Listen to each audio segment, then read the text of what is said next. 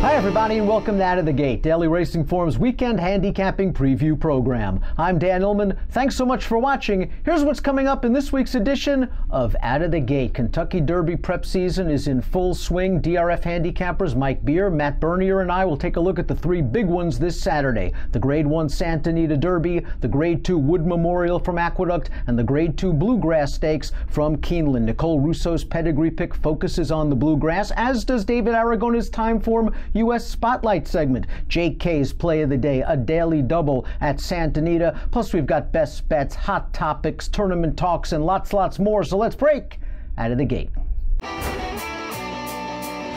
We begin Out of the Gate with our Hot Topic segment. We had to bring back the Kentucky Derby top 5 after last week's woeful performance from the #1 seed on both Matt and Mike's top 5 list. Guys, you had Catholic Boy on top. I'm assuming Catholic Boy is not on top this week. We'll go to Mike first. Let's take a look at his list. I didn't leave Catholic Boy on top. I thought he ran great on Saturday. I did hear that he bled in that race. I don't know if that's true or not, but there's an excuse for Catholic Boy if you want one. I did have to take him off the list though after that performance. We'll see if they stay on dirt with that horse. I'll fall for the hype, guys. I put Justify had him #2 last week. I'll put him #1. We'll see if he's still there after Saturday, where he stays home and he takes on a real good 3-year-old in Bolt Oro. But I do think the strength right now, at least, is out west. I moved Audible up into my top 5 this week after his win last weekend at Gulfstream Park. Here he is winning the Florida Derby.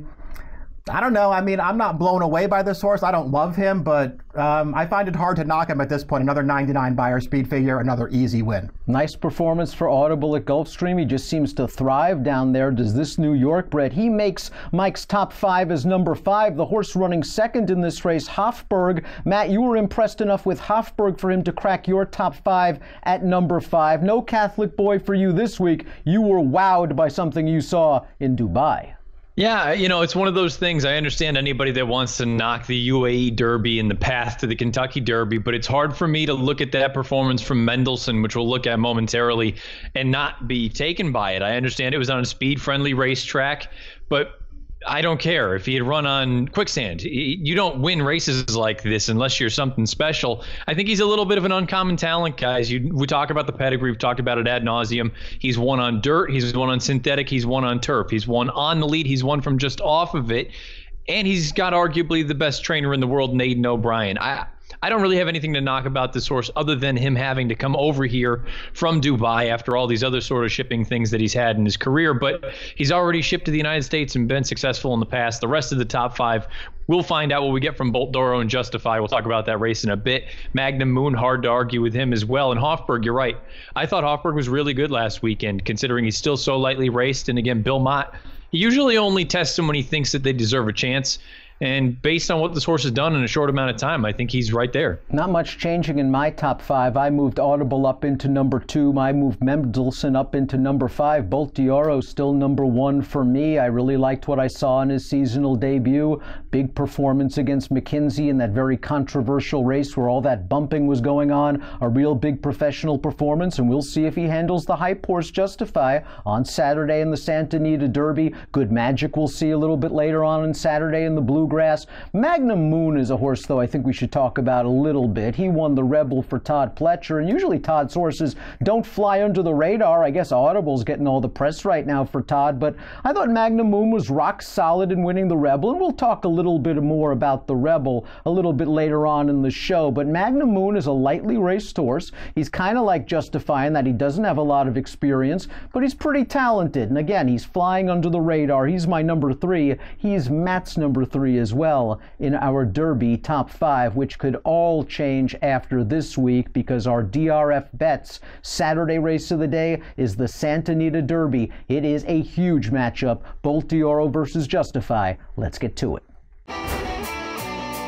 Let's take a look at the field for Saturday's DRF Bets Race of the Day, the Grade 1 $1 million Santa Anita Derby for 3-year-olds going 1 1/8 miles, carded as race number 9. You can access free formulator past performances for this race on the Race of the Day event page at drf.com. And for expanded stakes previews of all of the graded stakes races all weekend long, head on over to video.drf.com or the Daily Racing Form YouTube channel. Two big favorites in this race, but Matt, your heart going with the 1 Instilled Regard, at least from a Kentucky Derby standpoint. You got a piece of a future ticket on Instilled Regard. You've always been a fanboy.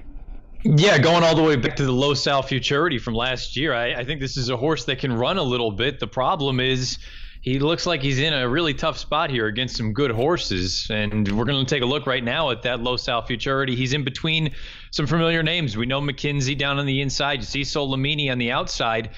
I guess the other concern for a horse like Instilled Regard is there's a scenario where he hasn't improved from this race yet as a 3-year-old, if you believe the Beyer speed figure. I still think there's something left in the tank. The problem is, boy, he's going up against a couple of what appears to be world-class 3-year-olds. Maybe compromised a little bit last time out by a lack of pace at the fairgrounds. Jerry Hollendorfer showing a lot of confidence, throwing him into the deep end. But Mike Beer, your number 1 on your Kentucky Derby top 5 pick is Justify. Your number 1 in the Santa Anita Derby is Justify. Justify the opinion. Yeah, it's going to be very interesting just to see what he does here. This obviously isn't the deepest Kentucky Derby prep we've seen, but this is the marquee matchup of the weekend with, the heavily hyped Justify taking on Bolt Oro, who's just already proven himself to be, if not the best, he's one of the best 3-year-olds in the country. We'll see if Justify can stand up to a horse like that. I just feel like this horse is just really talented. I'm sort of taken by the way Baffert has campaigned him. I was shocked that he ran him in an allowance race in his second career start. I like the way that he came through that performance first time around, 2 turns, catching a wet track. But I was just shocked that he didn't go for points. Here is that allowance race. The track's wet. He kept close to what was a pretty fast pace, and he just smashed this field. He was never really asked to run. This horse obviously has a ton of talent. Is he going to be able to stretch out to 9 furlongs and take on a challenge from Bolt Oro and win and get the Derby points he needs? I don't know. I think he's probably up for it. He doesn't have to beat that horse, obviously, to get into the Derby. He's got to run a good race. I think he's going to do it on Saturday. It's likely he's going to get the jump on Bolt Oro. He might have more natural speed. Boy, he has been brilliant in his first 2 starts. Bolt Oro, though, Matt, is battle-tested and has a lot more experience. I think that's why I want to give him the benefit of the doubt here. He's shown that he can fight and battle on against some of the best horses of his generation. We're going to take a look at the San Felipe right now, and I think, admittedly, I think he was the second best horse this day. I think McKenzie was better than he was, but McKenzie, unfortunately, has been hurt, and he's off the trail. And that was Bolt Oro's first start since the Breeders' Cup, and I think he's probably going to at least run this race again on Saturday, if not take a step forward. And if he takes a step forward, boy, Justify really had better have him nailed on tight. I can't argue with the fact that Justify might be every bit as talented, if not more. But I like the fact that Bolt Oro is a little bit battle-hardened, and I think that gives him a slight edge. I'll stick with you, Matt, on this one and go with Bolt Oro. I liked what I saw in that last race. Remember, it was his first start of the year. He had a little bit of hiccup in his training leading up to that race, and that McKenzie is pretty good. I love the way how professional he was. He was bounced around, but he stayed straight. He stayed on his right lead. It was a really good situation for Bolt Oro to start off his 3-year-old campaign. We'll see if Justify gets that 1 1/8 miles. He has to stretch out 1/8 of a mile. Only a 1/16 of a mile stretch out for Bolt Oro this time around. I'll go with Bolt Oro in the matchup we've all been waiting for this weekend, Bolt Oro versus Justify in the Santa Anita Derby. We also have major Kentucky Derby prep races in New York and also at Keeneland in Kentucky. And Nicole Russo's got you covered with all of the pedigree insights for the 3-year-olds getting set to contest the Bluegrass. And Peter Thomas Fornatel has all the latest in tournaments. Let's go to those segments right now. Hey everyone, Nicole Russo coming to you from Lexington, Kentucky, where Keeneland is set to open this weekend for Out of the Gate.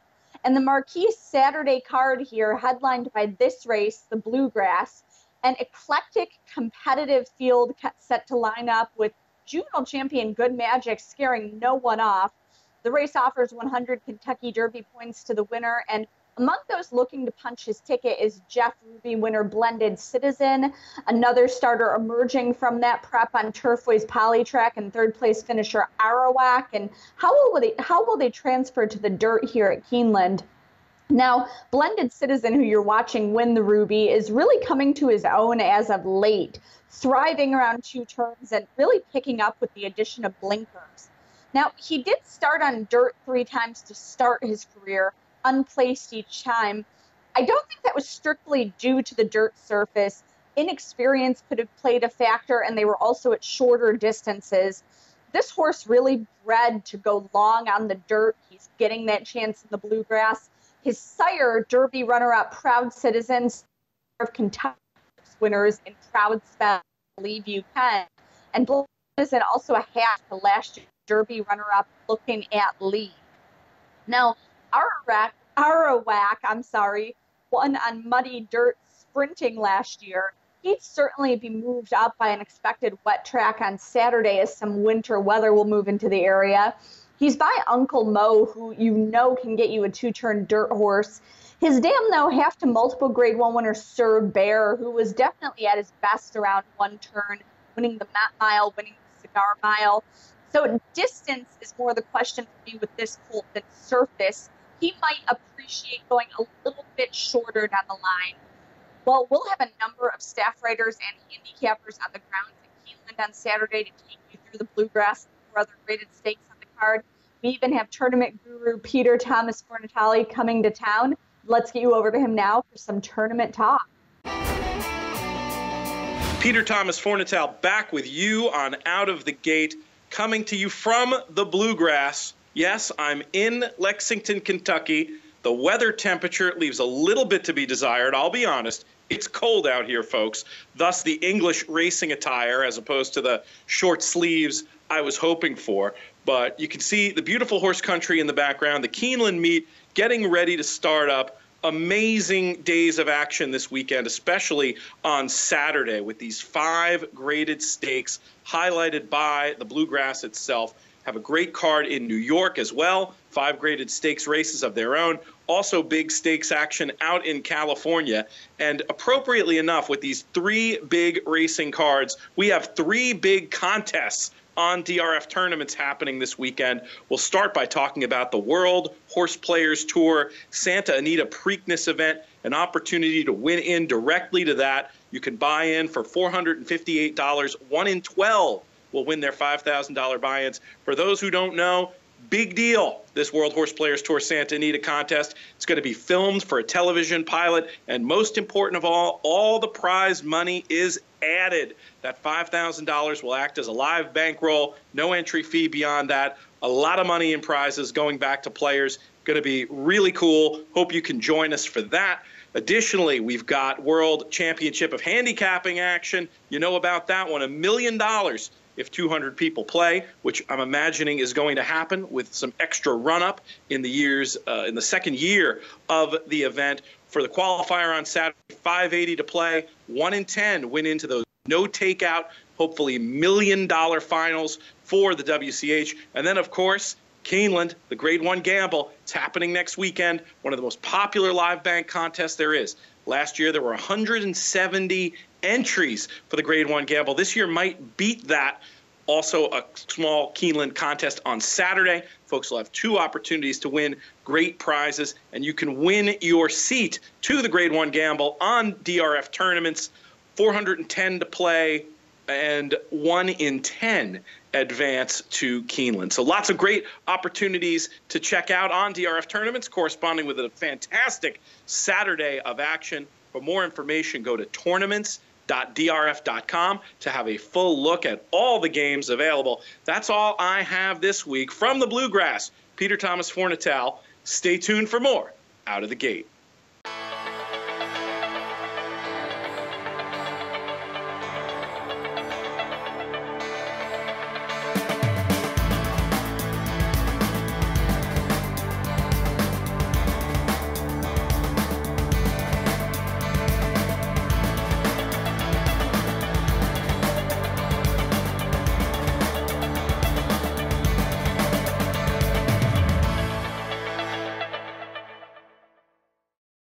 You asked, we listened. DRF Plus has more flexible subscription options. Use DRF Plus Basic for exclusive news and analysis, including our DRF Live real-time news feed. Or go deeper with DRF Pro and unlock buyers, closer looks, picks, and reports, including the DRF Daily Game Plan. DRF TV viewers get 50% off the plan of your choice. Use code DRFTV50 at checkout. Learn more about the DRF Plus subscription plans at drf.com/plus. Welcome back to Out of the Gate. Let's take a look at the field for the Grade 2 $750,000 Wood Memorial Stakes, carded as race number 10 at Aqueduct, a very important Kentucky Derby prep. For expanded stakes previews of all the graded stakes races all weekend long, head on over to video.drf.com or the Daily Racing Form YouTube channel. Mike Beer, NYRA analyst, you are usually enticed to pick a long shot in this race. You're not doing so in the Wood. Yeah, I had a tough time getting past the two favorites in this Wood Memorial. Enticed is going to be the favorite. Baffert's horse, he's shipping over Restoring Hope.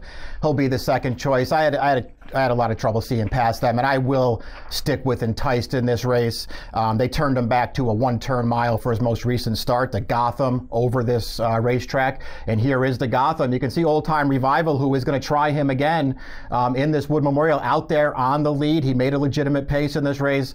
I really like the run that Enticed put in through the stretch here to run this horse down. I like the way he finishes this race off. They will stretch him back out to 9 furlongs for the Wood Memorial. And, you know, listen, I know he disappointed in the Holy Bull, but he's bred to go this far. He is already a graded stakes winner around 2 turns as a 2-year-old. He deserves the chance to go long again and try and earn his way into the Kentucky Derby. And I think the Wood's a great spot for him to do it. I can't get past him. Geared down under the line in the Gotham, and he's going to be a deserving favorite in the Wood. Matt, you're looking at this race from a different viewpoint. You're looking for a long shot. Yeah, it's just a situation where I understand the shorter prices and they make a lot of sense in here. I'm just not enamored with any one. I thought visually King Zachary's most recent win and his only win to date down at Gulfstream Park was fantastic. This is a maiden special weight affair. He's on the front end already, and I like the way that he just scoots home. He opened up on this field. It may not have been a great field, but I'm kind of looking at this horse saying, what could he do? I understand he hasn't run fast yet. He's going to need to run a heck of a lot faster on Saturday if he's going to win. But based on what he did there and 2 starts back, he clipped heels pretty bad early on and still came with a significant run. I think there's some ability here. Romans has done this successfully in the past. I'll take a shot with him at what should be a decent number. I think maybe half of the 20-1 morning line. I didn't pick Baffert in the Santa Anita Derby. I'm going with him here in the Wood Memorial with Restoring Hope. And this is a horse that impressed in his most recent start. It was at Santa Anita, and I know it was only a maiden race. He was up on the pace, and as we take a look at them turning into the stretch, he's going to take over the lead from his stablemate. And I really like the way he polishes off this field in the last 1/8 of a mile. Baffert wanted to run him in the Sunland Derby, but he just couldn't get in due to lack of earnings. So he's had to sit on Restoring Hope, a horse that I think is slowly learning the game. He's got a distance pedigree, and again, look at the way he finishes off this race. I think he's going to get the Enticed Gotham trip in the Wood Memorial, where he's sitting off Old Time Revival, a horse that might not want any part of 1 1/8 miles, and get first crack at that runner. If that's the case, there's a good chance that he'll be in front turning into the stretch. I'll go with Restoring Hope in the Wood Memorial. The Bluegrass is up next, another very interesting and important Kentucky Derby prep.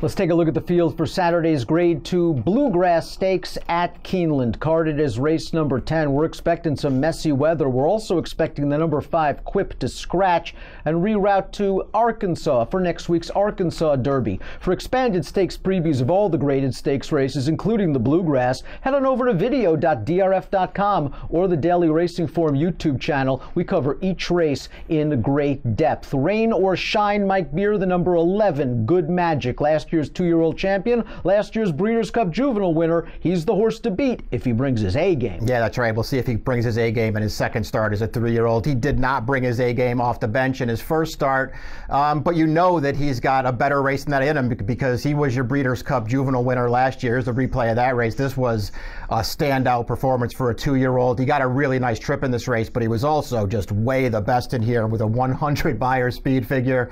You know what, his Fountain of Youth wasn't a great performance. He I don't think it was a total disaster, guys. I just feel like he wasn't that sharp for that race. I think he'll be sharper on Saturday, and I just think he's way the horse to beat. Matt, so hard to handicap this race 48 hours out. Heck, we did it 72 hours out for our expanded stakes preview, considering the uncertain weather. There could be a lot of scratches and a lot of defections for horses and connections waiting for next week's Arkansas Derby, but you like a price in the Bluegrass if he runs. Yeah, that's the problem. I like the number 13 Machismo in here, and he would benefit greatly, I would imagine, if Quip does go to Arkansas, but it sounds like they're going to wait till the very end, bitter end, to find out if they're going to run on Saturday or wait for Arkansas with Machismo as well. Let's take a look at his maiden score, 2 starts back down at Gulfstream, going 7/8 of a mile, or 6.5 furlongs, I should say. Very impressive. I thought this was a good effort, but the real thing that's heartening for me anyway is if he can show this kind of speed stretching out. He wasn't able to establish any sort of real early position in the Fountain of Youth.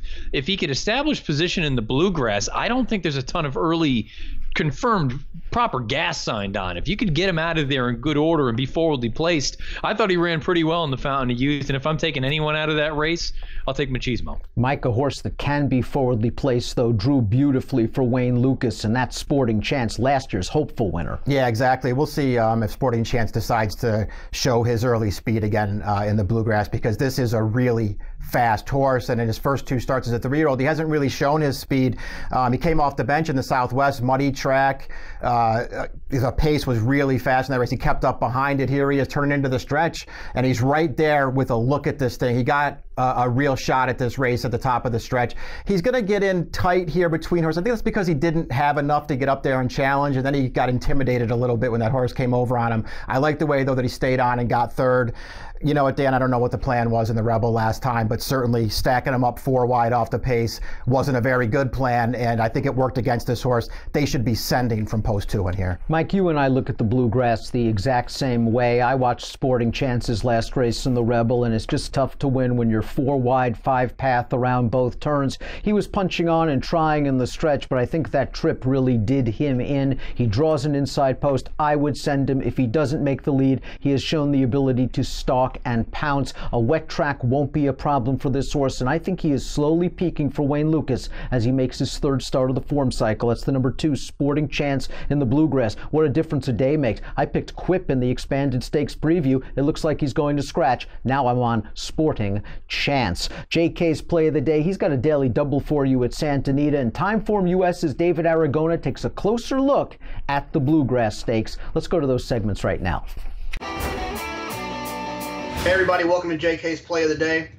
A lot of good Derby preps going on this weekend, tons of action, whether you're in New York, Lexington, or California. We're going to stay out in California at Santa Anita Park, starting in race 9, the Grade 1 Santa Anita Derby. It's a showdown between the 2 big horses, Bolt Doro and Justify. Look, I think a lot of people are going to play multi-race bets using those 2 horses, like I talked about today on the podcast. My advice is you need to make sure to pick one of them. If you're playing 2, then you're probably in the wrong race. You don't have a strong opinion. The one that I'm going to pick is Justify. He's drawn outside. He's got room to improve, lightly raced. Obviously, Bolt Doro has shown his talent and his ability, but I'm going to go with Justify in this spot as my single in the first leg of the double. Then on to the Royal Heroine, the Grade 2 over a mile on the turf.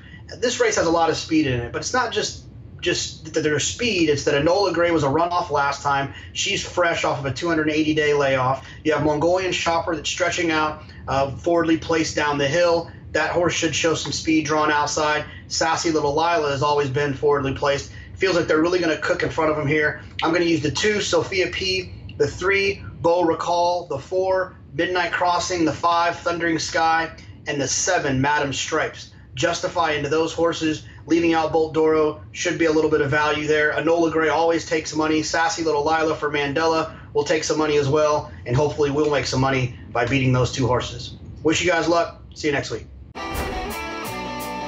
Hi, I'm David Aragona for this week's Timeform US Spotlight. We've got 3 major Derby preps taking place across the country this weekend on Saturday, and the one that looks like the most interesting race from a betting perspective is the Bluegrass at Keeneland on Saturday. Now, there's some sketchy weather in the forecast, some snow and rain predicted. I'm not going to figure that into my handicapping at this time because we really don't know how the track is going to be playing or what's eventually going to shake out at Lexington, Kentucky on Saturday, but it's something to be aware of, as you see how the track is playing on Saturday. So let's take a look at the field for this Bluegrass. Obviously, a ton of horses are in this race, 15 betting interests. The one also eligible is probably not going to start in this race and is going to instead race in the Transylvania on Friday at Keeneland. But 14 horses in the main body of the field, and we'll take a look at the Timeform US pace projector for this race. And as you often see with races that feature such large fields as this, we are predicting a fast pace. There are a few speed horses in this race, two that are one in particular that's drawn towards the outside, Machismo, number 13.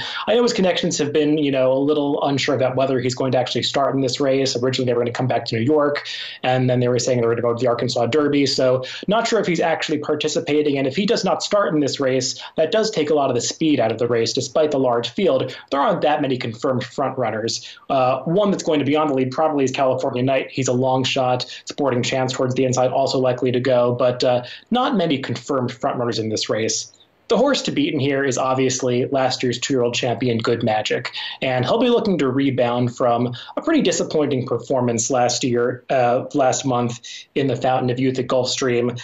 He was a big favorite that day. He seemed to be in position to make his move coming around the far turn and just was really flat coming through the stretch. Jose Ortiz was getting after him early, and it just looked like he didn't have that same late punch that he showed as a 2-year-old. Sometimes we see these horses that were very talented 2-year-olds not go on as 3-year-olds.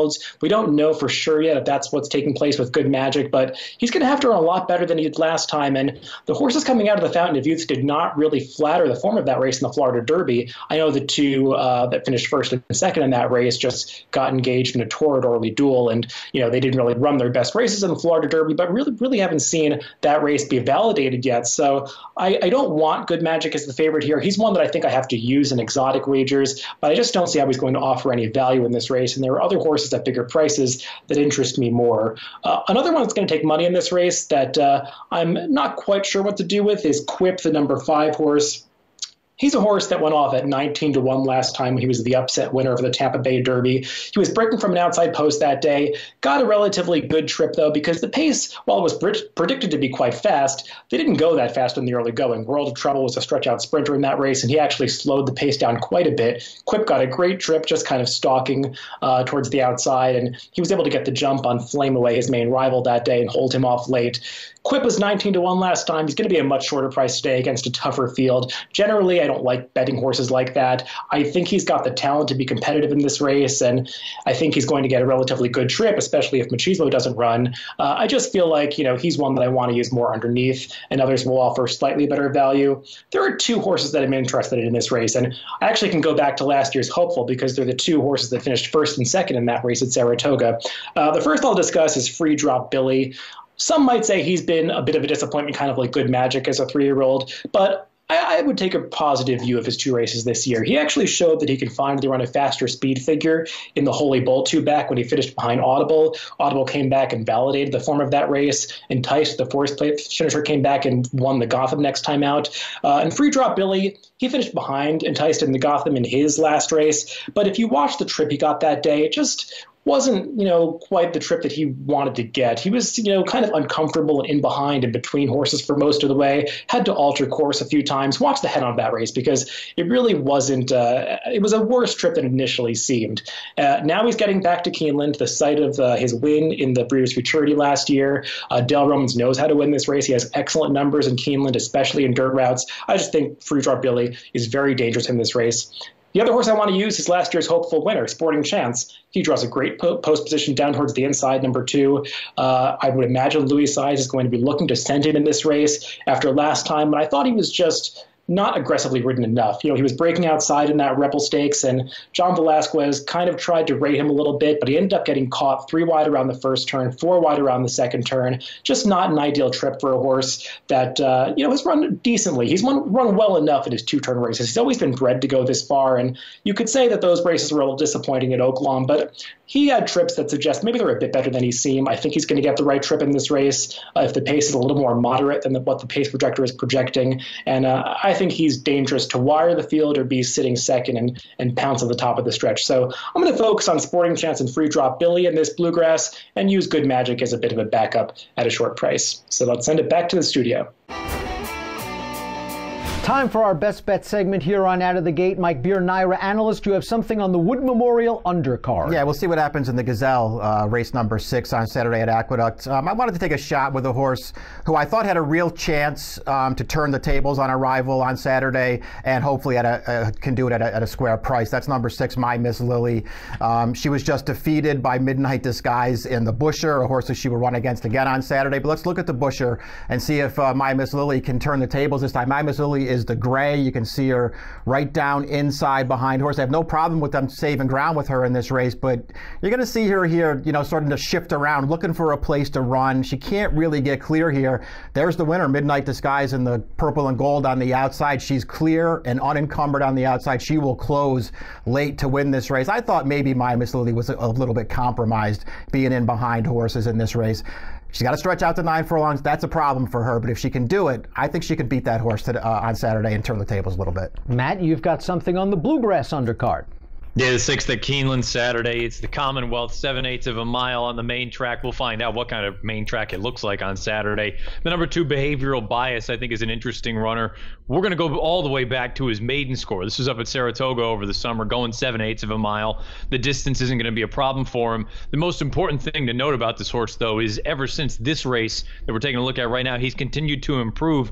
And I think his most recent run down at the Fairgrounds is much better than it looks on paper. Timeform US has it color-coded as an intensely speed-friendly track that day. Slow fractions that he closed into, really finished very well, only beaten by a neck. The winner that day, Win Time, came back out next to finish second with a 101 buyer, so he's been keeping good company. And I think with the other names in that race, he might get lost in the shuffle a little bit. So I think the number 2, Behavioral Bias, is interesting at Keeneland on Saturday. I'll stay at Keeneland on Saturday as well. Race number 8, Miss Sunset in the Grade 1 Madison Stakes. She's proved her mettle already at Keeneland over course and distance, winning last fall's Grade 2 Raven Run Stakes, and she prepped for the Madison with a dominating performance against fellow California breds last time out. Let's go to that race. The off-the-turf Irish O'Brien run over a good track, and Miss Sunset just went right to the front and absolutely took no prisoners. Mike Smith really never asked her for any kind of run. She drew off to win by 7 and earned a 97 buyer speed figure. She does not need the lead to be successful. I think she'll sit off the number 4, Miss Locust Point, in the early portion of this race. It is a tough Grade 1, the Madison. You've got last year's test winner, American Gal, coming off the layoff. You've got last year's Breeders' Cup Filly and Mare Sprint runner-up, Amy's Mesa, coming off the layoff. They're coming off layoffs. Miss Sunset might be catching those horses at the right time, and she might get the jump on them turning into the stretch. 9-2 on the morning line for Miss Sunset and Julien Leperoux in the Grade 1 Madison at Keeneland on Saturday. We thank you for watching this week, and we remind you to follow all the latest DRF TV offerings on Twitter at DRF Video. And for all the latest news and notes from America's Turf Authority Daily Racing Form, please follow on Twitter at DRF Inside Post. That's it for this week. Best of luck when your horses break out of the gate.